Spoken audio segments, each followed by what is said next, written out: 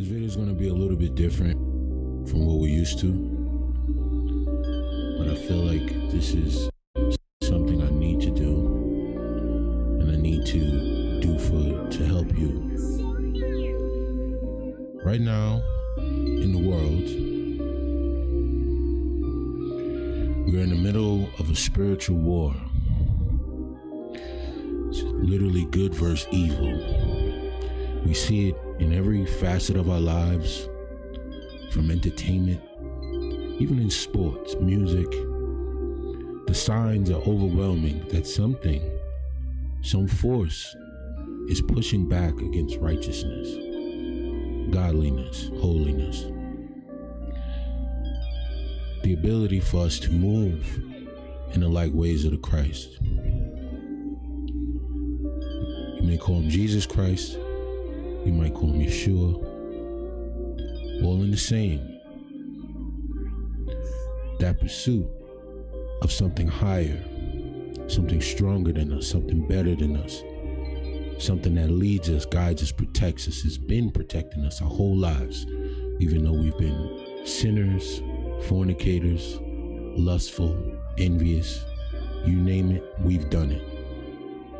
It's almost in our nature to be this way. So when you start to try to give your life over to the Most High in glory to his name, you feel as if you're being recreated, because we've been taught everything inverted. We never taught to pray. And when we were taught wrong. A lot of the churches are corrupt. It's almost like you're alone on a battlefield with no armor, no weaponry, against an enemy that is fully prepared and fully has all the equipment needed to send you to torment forever. But that's how it feels, but it's not true. You have the ultimate armor, just like I always say, the sword and the shield, the armor of the Most High, the things you've been battling with all day. The truth is your armor, gentlemen. And I don't claim to be a biblical scholar or a preacher or anything like that. But I'm a man who lived most of his life chasing the wrong things, pursuing things that didn't glorify God, music. I rapped about street stuff, and I would mention God, but it wasn't for him. It was for me. It's for my own selfish gain and his worldly aspirations, so to speak. And I always refer to this scripture: love not the world, nor the things in the world, because a man that loves the world cannot love the Father.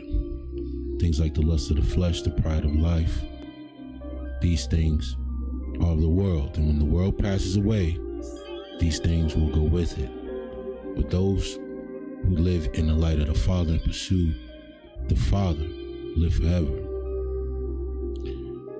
Very simple, very to the point. And for all this that has been monitoring the current state of the world, I want to ask you this. What in the world is lovable? Honestly. And if you find something to be lovable in the world, is it at a detriment to your soul, to your salvation? What I want to say, because we live in a world where everyone has an opinion on what manhood is and what it is to be a man, what it means to be a man, what principles and all of that. But let me tell you this. There is no manhood without obedience to God. There is no manhood. It doesn't exist. The most manly thing you can do is live in obedience to what God's laws, rules are for us, are ways of us to live.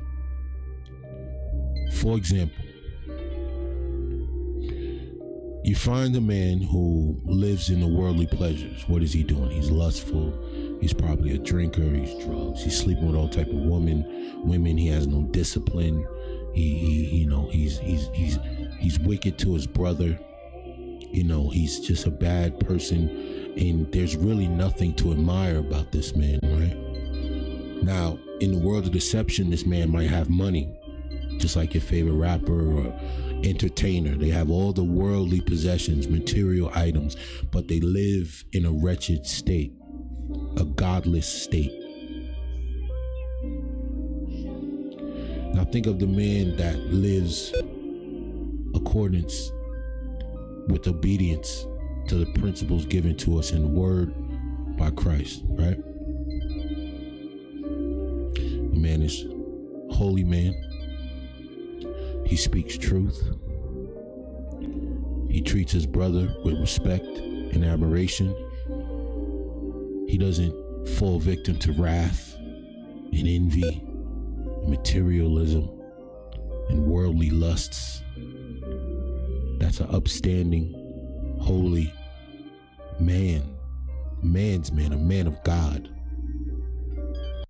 That's who he is. And when you see that man, you can see it in his actions, how he talks, what he's about. He stands for what he believes in. If people are doing things he doesn't want to do, he doesn't do them. He will walk away from people, situations, girlfriends, wives, whatever, if they are leading him down a path that's going to corrupt him. He lives to be incorruptible. That's his sole motivation in life, is to be incorruptible. The same as Christ was when he walked. He was incorruptible. In spite of real threats, death.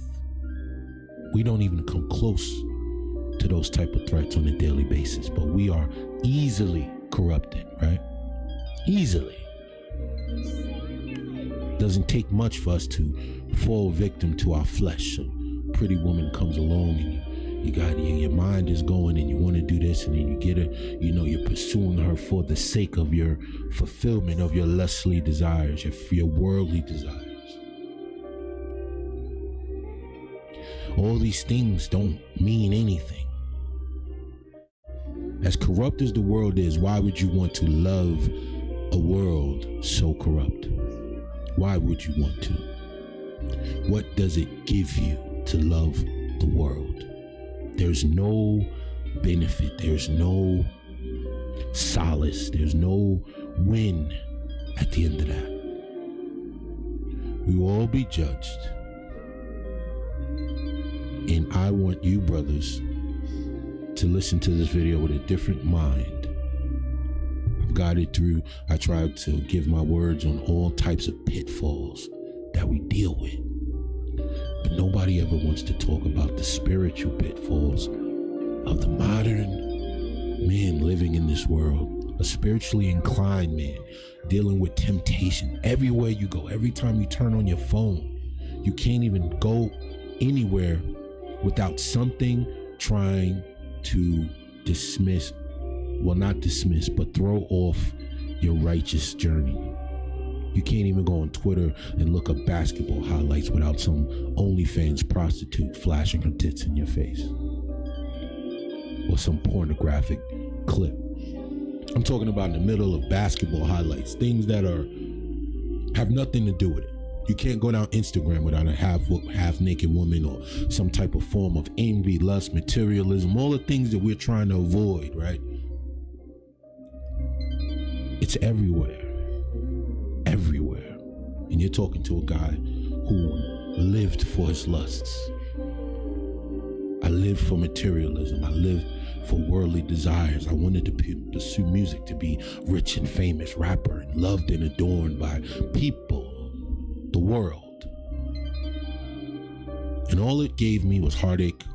I never felt complete. I was always chasing that dragon for more. Same thing at a job or something. You're pursuing these fruitless endeavors. I was a lustful man. I was brought up in a house with home with sex, and everything was just commonplace. A lot of us.